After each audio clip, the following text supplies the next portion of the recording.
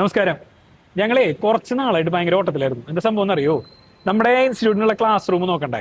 അപ്പോൾ സംഭവം തൃശ്ശൂർ നല്ല അടിപൊളി സ്ഥലമൊക്കെ തന്നെ. പക്ഷെ നമ്മളൊരു ക്ലാസ് നോക്കി നടന്നെങ്കിൽ കിട്ടാനില്ല.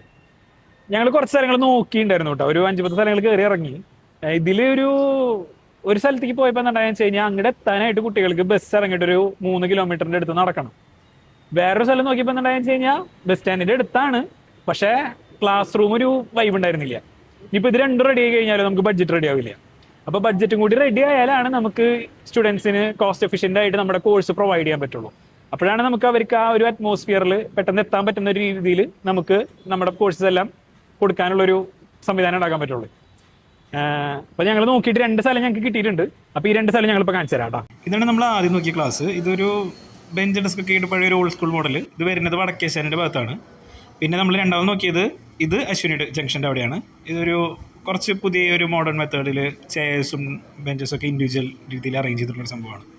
നൈസാണ് രണ്ടും. അപ്പോൾ ഈ 2 സ്ഥലം നിങ്ങൾ കണ്ടില്ലേ? ഈ 2 സ്ഥലങ്ങൾക്കും അതിൻ്റെതായിട്ടുള്ള പ്രോസ് ആൻഡ് കോൺസ് ഉണ്ട്. നമ്മൾ ഇരുന്ന് ഡിസ്കസ് ചെയ്തിട്ട് ഒരെണ്ണം ഫിക്സ് ചെയ്യും, എന്നിട്ട് അപ്ഡേറ്റ് ചെയ്യാം. Okay, bye. ബൈ.